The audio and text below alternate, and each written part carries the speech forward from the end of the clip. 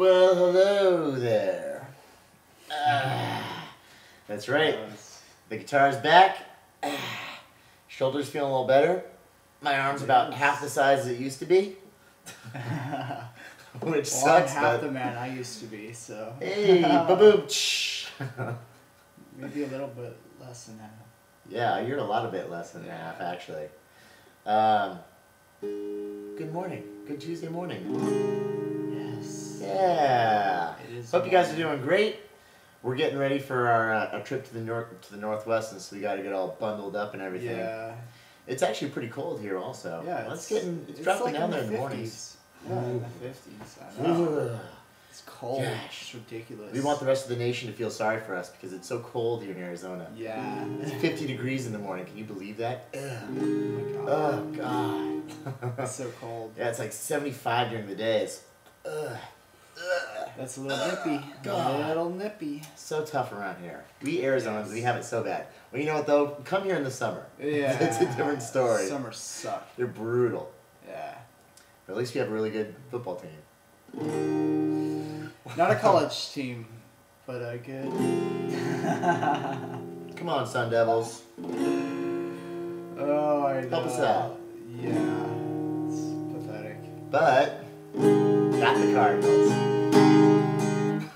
So, anyway, I hope you guys are doing great.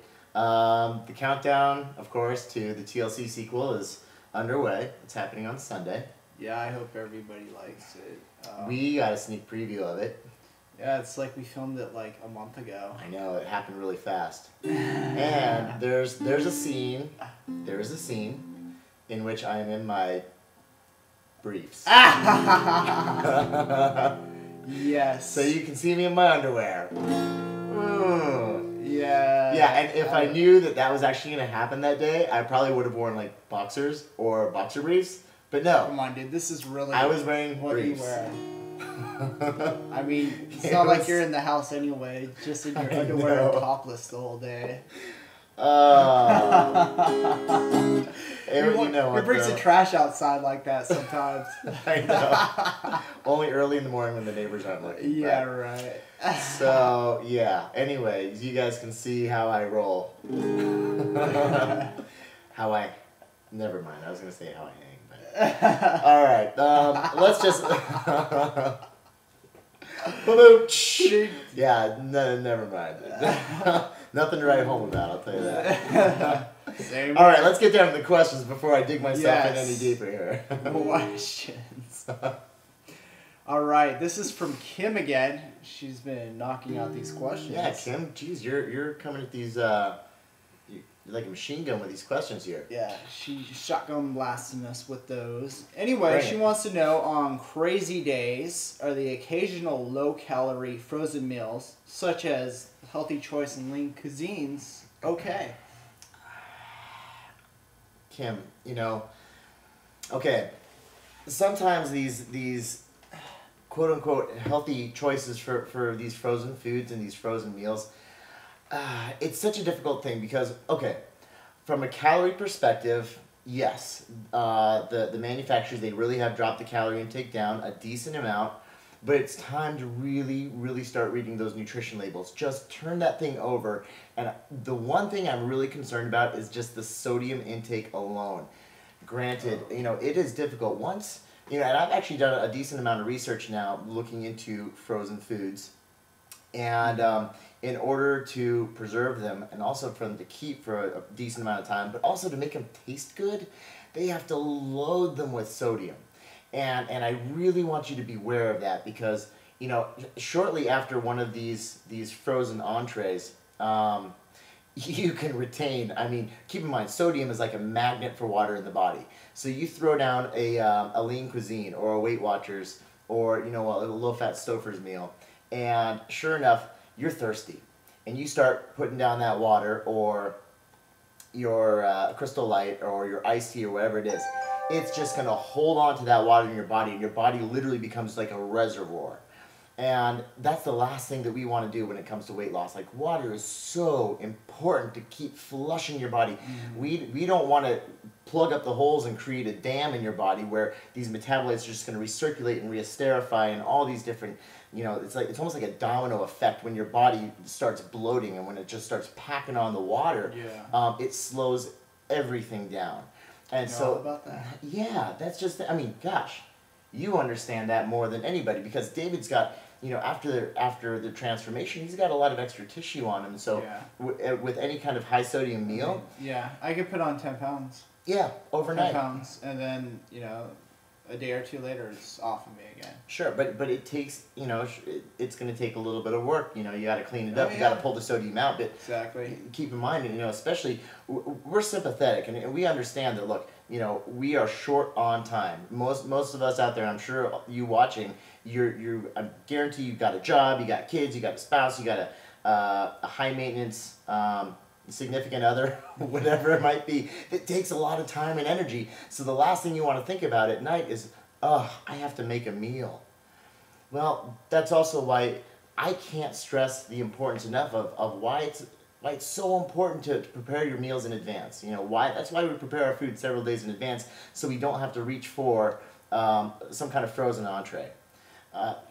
Once again, from a calorie perspective, they always keep them relatively low in calories, but sure enough, there's always a curveball that they throw at you, and that curveball with all these frozen entrees is sodium. And no matter what, you throw them down, you're going to be bloated for 2 to 3 days, and it's going to take a little while to pull that sodium back out of you.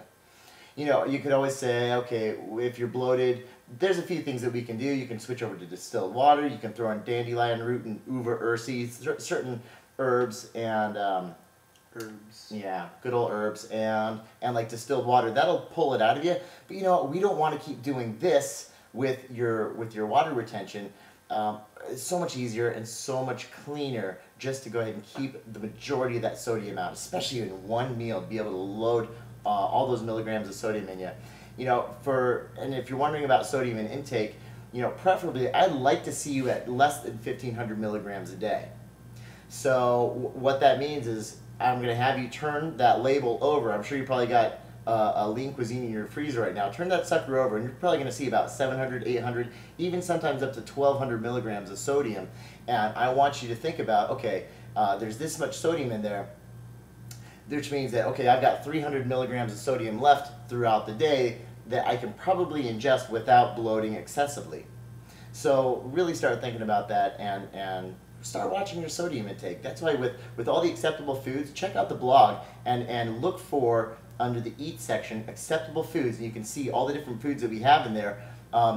There's really no sodium in them, or at least next to nothing. There's some naturally occurring, but really most of the sodium is going to be occurring in the flavorings section, and that's why we only use a thumb-sized portion of flavorings. Keep in mind, thumb-sized portion of flavorings, it's going to keep your sodium relatively low. So be sure to check that out. Keep an eye on those acceptable foods. Prepare your food in advance. Do yourself a favor. Or, there's also some really good other solutions that we use around here. Like a lot of times, you can get those bowls of brown rice now, just that microwave brown rice. Yeah. Or baked potato or a sweet potato. We keep our macronutrients separate because that way we can understand. We know exactly how much protein we should be eating for this meal to feed the amount of muscle we have. We know the amount of carbohydrate that we should be consuming in order to either whatever we're trying to do, load our glycogen stores, boost metabolic rate, or we know the amount of vegetables that we should be consuming for this particular meal in order to, number one, expand the stomach, get the vitamins and minerals that we need, and also keep the body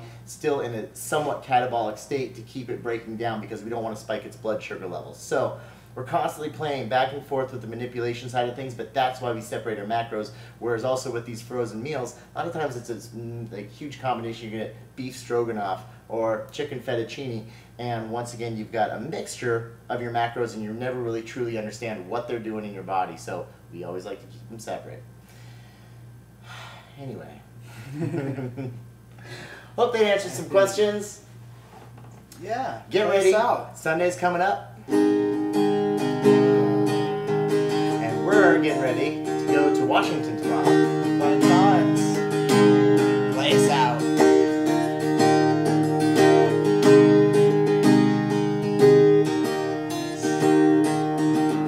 Since I got my guitar now.